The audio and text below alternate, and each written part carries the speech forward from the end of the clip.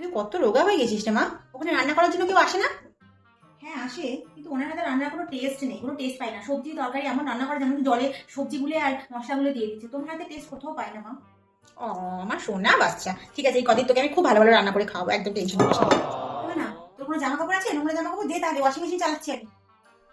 আমি জামা কাপড় দিলে তো ওয়াশিং মেশিন ভরে যাবে পুরো। দে তাহলে। সব নোংরা জামা কিন্তু দুদিনে শুকিয়ে যাবে তো? একদিনে শুকিয়ে যাবে, এই আবার দুদিনের কথা বলে।